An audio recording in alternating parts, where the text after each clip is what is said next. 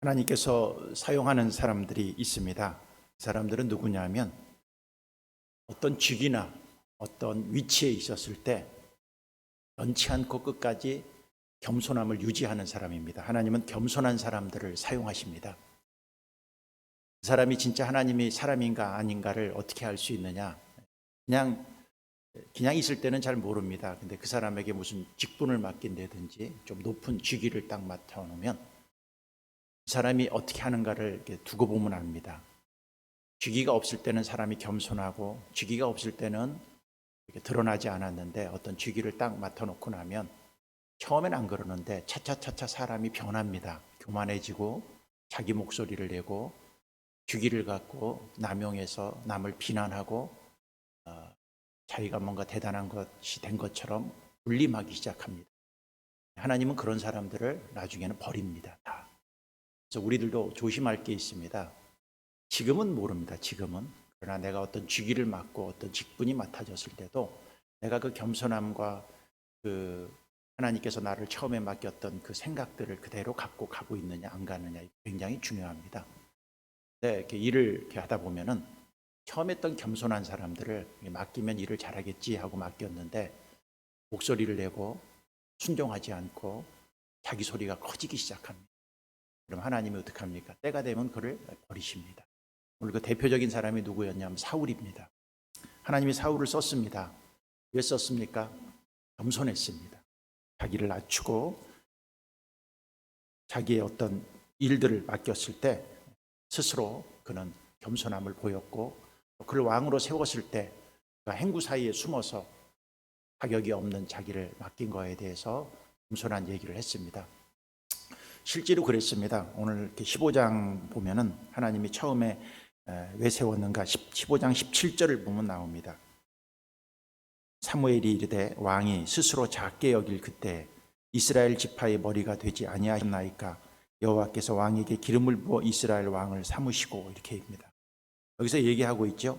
왕이 스스로 작게 여길 그때 이스라엘 지파의 머리가 되지 아니하셨나이까. 하나님은 낮은 자를 어떻게 해요? 높이는 것입니다. 스스로 작게 여기니까 하나님의 그를 높은 왕의 직위에 주었는데 교만해지기 시작합니다. 아말렉과의 전쟁에서 하나님께서 그 아말렉에 있는 모든 사람들을 왕서부터 모든 동물들까지 다 가축까지 죽여라 그랬는데도 불구하고 우리가 잘 아는 것처럼 그는 어떻게 합니까? 순종을 100% 하지 않습니다. 그리고 살려옵니다. 살려와요. 아각 왕도 살려오고 하찮은 동물들, 가축들은 다 죽여버리고 그 다음에 자기가 봐서 쓸만한 것들을 이렇게 남겨온 것을 볼 수가 있습니다. 하나님이 우리에게 원하는 게 있습니다. 그게 뭐냐면은 100% 순종입니다. 어정쩡하게 순종해놓고 이것은 순종했어요. 근데 이것은 순종하지 않았어요. 그러면 하나님은 순종하지 않은 것까지라도 순종하기를 원하시지 내가 할 수 있는 것만 순종하고 내가 마음에 들고 내 생각이 있는 것은 순종하지 않고 그것은 하나님이 볼 때는 순종이 아닌 것입니다. 다 죽였어요. 근데 얼마 남겨왔어요. 근데 하나님은 그 얼마도 중요하게 보는 것입니다. 얼마 순종하지 않은 것도 하나님 순종하지 않은 것으로 보는 것이죠. 왜 사울은 이랬을까요? 몇 가지 원인이 있습니다. 첫 번째는 사람의 말을 들었습니다. 하나님의 말씀을 들어야 됩니다. 하나님은 왕서부터 가축까지 다 죽여라 그렇게 얘기를 했으면 다 순종을 해야 되는데 사울이 그렇지 않습니다. 그 이유가 이제 15절에 보면 나옵니다. 15절에 보면 이렇게 얘기합니다. 15장 15절 사울이 이르되 그것은 무리가 아말렉 사람에게서 끌어온 것인데 백성이 당신의 하나님 여호와께 제사하라 하려 하여 양들과 소들 중에 가장 좋은 것을 남기며 그 외의 것은 우리가 진멸하였나이다 하는지라 그랬습니다. 여기 보면 백성이 당신이 하나님 여호와께 제사하라고 그래서 자기가 했다는 거예요. 하나님은 다 죽여라 그랬는데 백성들은 뭐예요? 좋은 것은 살려놔서 제사를 드려라 이렇게 했어요. 그러면 이 둘 중에서 누구 얘기를 들어야 됩니까?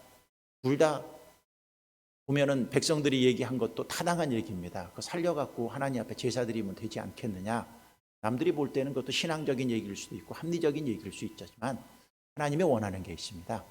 하나님은 네 생각, 백성들의 생각, 네가 생각할 때 이게 합리적인 거 그거보다 더 중요한 게 있습니다. 순종했느냐, 순종하지 않았느냐를 보는 거예요. 이거 이렇게 하면 더 합리적이지 않습니까? 이렇게 하면 더 좋지 않습니까? 하나님은 그런 얘기 듣고 싶지 않아요. 뭐냐? 네가 순종했느냐, 순종하지 않았느냐. 이걸 갖고 평가를 합니다.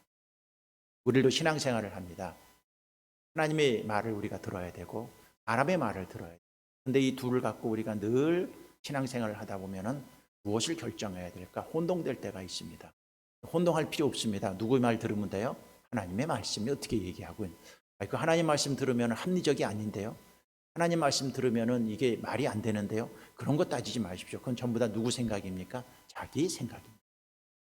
그래서 우리가 사울처럼 실수하는 그러한 사람이 되지 말기를 바라는 것입니다.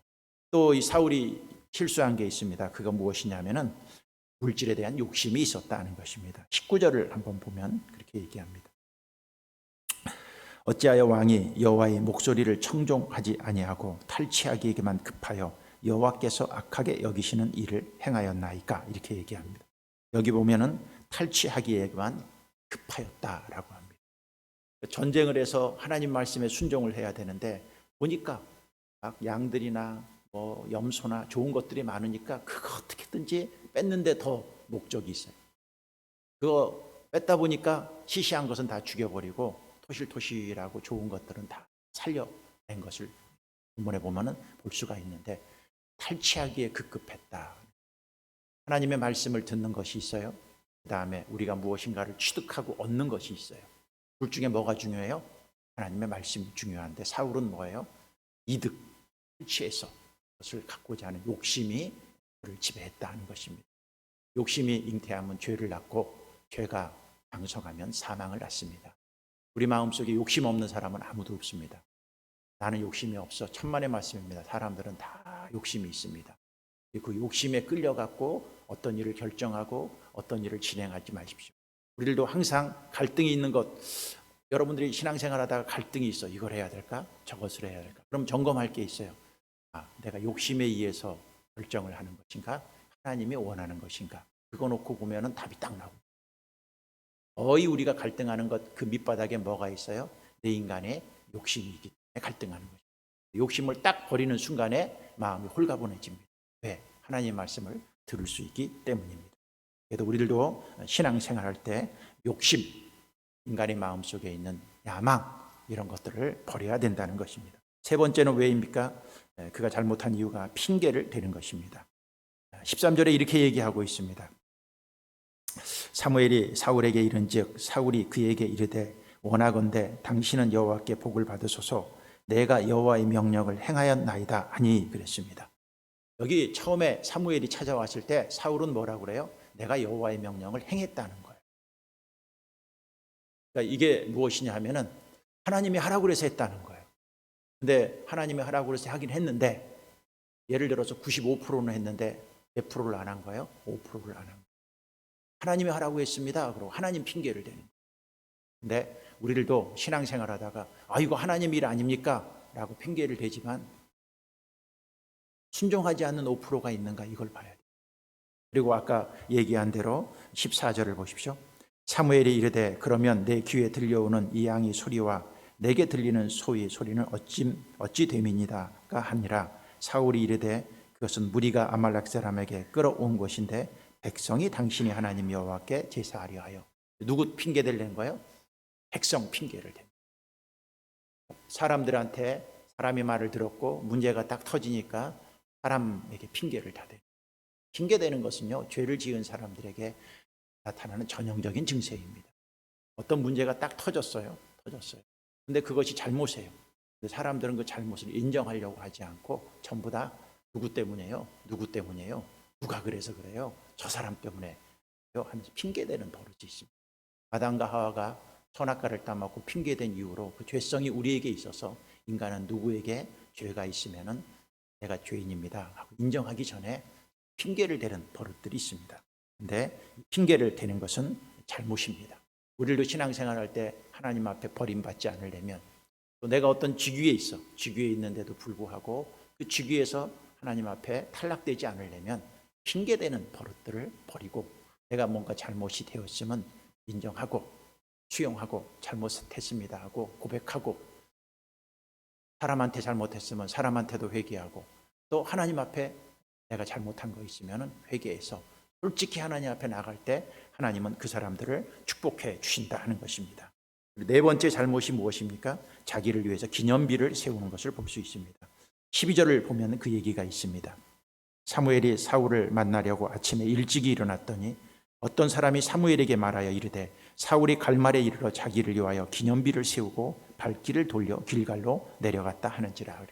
전쟁을 해서 이겼습니다. 누가 이기게 한 거예요? 하나님이 이기게 한 겁니다. 하나님이 이기게 했는데 자기가 잘나서 이겼다고 생각하고 자기를 위해서 뭐를 세웠어요? 기념비를 세웠어요. 하나님은요, 무슨 일을 할 때 자기 이름이 자꾸 내세워지고 자기가 잘나서 했다고 얘기하고 자기 공로를 얘기하고 그다음에 자기가 뭔가 했다는 과시를 자꾸 하기 시작하면 하나님이 그때부터 그 사람에게 등 돌리기 시작합니다. 우리가 어떤 일을 합니다.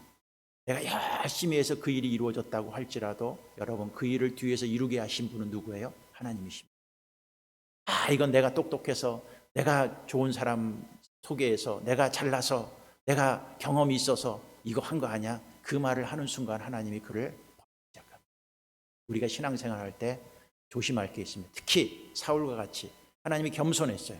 그가 낮아서 어떤 왕의 직분을 주었는데 왕의 직분, 뭔가 직분을 딱 갖기 시작하니까 그때부터 자기 목소리를 내기 시작하는 거예요. 그리고 자기를 위해서 기념비를 세우기 시작하기 하는 거예요. 하나님은 그것을 원치 않습니다. 원치 않아요. 그래서 우리들도 사울만 그럴까? 사울이 나쁜 놈이지? 사울 어떻게 그럴 수 있어? 라고 얘기할지 모르지만 우리들도 똑같습니다. 그렇죠? 사울이 나쁜 사람이 아니라 우리도 그럴 가능성이 있을까요? 없을까요? 인간에겐 그럴 가능성이 누구나 있습니다. 그래서 우리가 사울의 샘플을 보고 우리가 늘 조심해야 되는 거예요. 내가 어떤 직분을 맡았을 때 나도 나를 위해서 기념비를 세우고 내 목소리를 자꾸 내고 누가 나에 대해서 뭐라 그러면은 그거에 대해서 견디지 못하고, 그 직분이 없었을 때는 뭐 그럴 수도 있지 그랬던 사람이 갑자기 생각이 달라지고 자기 목소리가 내기 시작하고 되는 것, 하나님이 원치 않는 것이다 하는 것입니다. 특히 이 교만은 하나님이 크게 다룹니다. 다른 것들은 하나님이 어떻게 넘어갈지 모르겠지만 교만한 목소리가 나기 시작하는 것은 하나님이 강하게 다루십니다. C.S. 루이스가 이런 얘기를 했습니다. 교만한 사람은 밑을 내려다 보는데 급급한 나머지 위에 계신 분을 제대로 보지 못한다 그랬습니다. 교만한 사람들은 자기가 제일 높은 자리에 있는 줄 알고 밑에 보기만 급급하지만 무엇을 못 본다는 거예요? 위를 보지 못한다. 그 위가 누가 있어요? 하나님이 계시는 거예요. 구약시대 때, 왕정시대 때 이게 있습니다. 왕이 있습니다. 왕이 백성 중에서는 제일 높은 직위에 있습니다. 근데 알아야 됩니다. 왕 위에 누가 있어요? 선지자가 있습니다. 선지자 위에 누가 있어요? 하나님이 있습니다. 그래서 왕은 누구의 말을 늘 들어요? 선지자의 말을 듣습니다. 선지자는 누구의 말을 들어요? 하나님의 말을 듣습니다. 근데 왕이 자기가 정권을 잡고 실세를 다 이루다 보니까 그 위에 선지자가 있고 그 위에 하나님이 있는 것을 놓쳐버리기 시작합니다. 그리고 자기 식으로, 자기 방법으로, 자기 목소리를 내면서 일을 하기 시작하니까 하나님이 그를 버리는 것입니다. 잠언 3장 34절에 이렇게 얘기합니다. 진실로 그는 거만한 자를 비웃으시며 겸손한 자에게 은혜를 베푸시나이다 그랬습니다. 마태복음 18장 4절에도 그러므로 누구든지 자기를 낮추는 이가 천국에서 크니라 그랬습니다. 마태복음 23장 23절에는 누구든지 자기를 높이는 자는 낮아지고 누구든지 자기를 낮추는 자는 높아지리라 그랬습니다. 우리가 신앙생활하면서 최고의 덕목을 골라라 그럼 몇 가지가 있습니다. 제일 큰 덕목은 사랑이겠죠. 저는 두 번째 덕목을 골라라 그러면 겸손입니다. 우리가 어떤 일을 할 때마다, 어떤 직위에 있을 때마다 늘 조심할 것이 뭐예요? 겸손할 필요성이 있는 것입니다. 하나님이 이 일을 어떻게 합니까? 하나님이 후회하기 시작합니다. 그래서 하나님이 이 일에 후회를 하고 사울을 버리기 시작합니다. 근데 하나님이 버릴 때 한꺼번에 버리지는 않습니다. 사울이 몇 년 동안 왕 노릇을 했냐면 40년 동안 노릇을 했습니다. 그럼 이 일이 있고 나서 하나님이 바로 버리지 않았습니다. 알다시피 이 일이 있고 나서 나중에 오늘 16장, 17장에 보면은 이제 누가 나타나기 시작해요? 다윗을 기름 부어 세웁니다. 하나님은 밑에서 준비를 하고 있는, 항상 준비를 하고 있는. 내가 교만하기 시작하면요, 하나님이 다음 사람을 준비해 놓고 그리고 이 교만을 할 때 하나님이 나를 바로 치지 않습니다. 내가 한 번 교만했다고 하나님이 치지 않아요. 하나님 몇 년 동안 기회를 줬어요? 40년 동안 기회. 그러면 40년 동안 기회를 주었으면 여러분 많이 준 거예요? 조금 준 거예요? 많이 준 겁니다. 우리는 사울이 이때 한 번 잘못해갖고 하나님이 그를 버렸다고 생각하는데 이때는 하나님이 버릴 마음이 있었던 거지만 기회는 계속 준 거예요. 40년. 그리고 밑에 또 다른 사람을 준비를 해놓지만 그 준비하는 40년 동안 정신을 차리고 사울이 내가 교만해졌구나. 내 목소리가 너무 크구나. 오늘 사무엘이 사울에게 얘기한 게 있습니다. 순종이 제사보다 낫다 그랬습니다. 내가 순종하지 못했구나. 나는 제사를 드리려고 하나님 앞에 갖고 왔는지 모르지만 이것도 하나님의 일이지만 하나님이 더 중요하게 생각하는 게 순종이구나. 깨닫고 그가 그 기회를 준 40년 동안 돌이켰으면 달라질 수 있을 것입니다. 그러나 그는 그 기회를 놓쳤습니다. 오늘도 하나님 마찬가지입니다. 우리들도 살다 보면 여러분 사울과 같은 이 교만함이 우리에게 있을 수 있고 이런 행동들이 나타날 수 있어요? 없어요? 우리에게도 그런 행동들이 나타날 수 있습니다.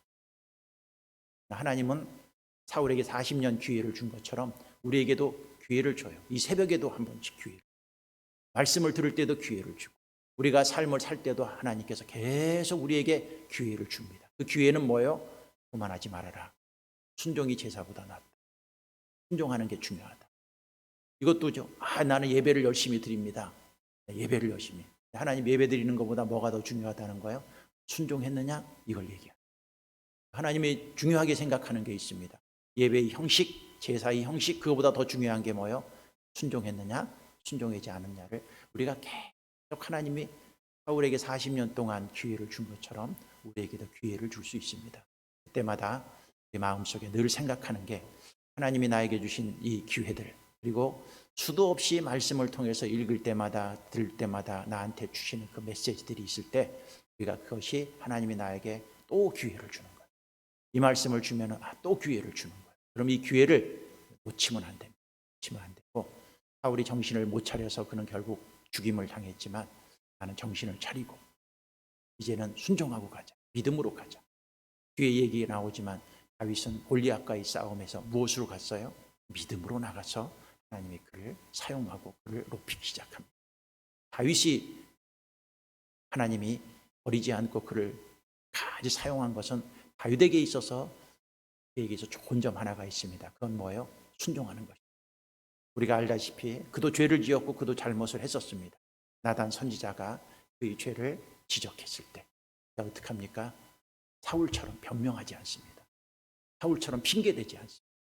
사울처럼 이러니 저러니 딴소리하지 않습니다.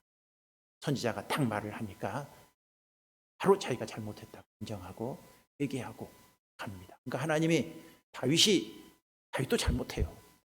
그런데 다윗은 왜 하나님이 계속 그를 쓰십니까? 그는 잘못이 지적되었을 때 순종하는 거예요. 그러니까 하나님 그러니까 여러분들도 마찬가지예요. 나도 불순종할 때 많아요, 적어요? 많습니다. 여러분들도 불순종할 때 많아요, 적어요? 그러나 그때 하나님의 말씀을 통해서 깨달음을 줄 때 내가 잘못했지 인정하고 다시는 그런 죄를 짓지 않겠다고 하나님 앞에 결단하고 나아가면 하나님이 나를 사용할 수 있습니다. 오늘 사울처럼 기회를 오늘도 우리에게 줄 때 다윗처럼 순종해서 버림받는 인생이 아니라 오늘도 우리가 하나님 앞에 순종해서 축복받는 그러한 하나님의 백성이 되는 축복이 여러분들에게 있기를 바라겠습니다. 기도하겠습니다. 하나님 감사합니다. 사울이 스스로 낮게 여길 때 그를 왕으로 세웠습니다. 근데 그가 힘이 있어지자, 권위가 있어지자 자기 목소리를 내기 시작합니다. 순종하지 않습니다. 자기식으로 순종합니다. 하나님이 원하는 순종은 자기식의 순종이 아니라 하나님의 말씀에 100% 순종하는 것입니다. 40년 동안 그가 왕 노릇을 했습니다. 하나님은 수도 없이 그에게 기회를 줬지만 돌이킬 생각을 하지 않았습니다. 다윗은 나단 선지자가 그의 죄를 책망했을 때 바로 돌아섰습니다. 하나님은 다윗을 귀하게 쓰십니다. 우리가 죄를 짓고 안 짓고의 문제가 아니라 우리가 잘못했을 때 하나님 말씀이 나를 지적할 때 뉘우치고 깨닫고 돌이키는 사람, 하나님은 이런 사람을 씁니다. 누가 책망했을 때 그 책망을 받아들이지 못하고 핑계대고 딴 사람 핑계대고 오히려 대적하고 살아가면 하나님이 그를 버리십니다. 오늘 이 말씀을 통해서 우리 자신들을 한번 돌아보고 또 우리 신앙들을 돌아보고 다윗처럼 깨끗하게 하나님 앞에 회개하고 순종하고 나아갈 수 있는 거룩한 주의 백성들 될 수 있도록 우리를 축복해 주시옵소서.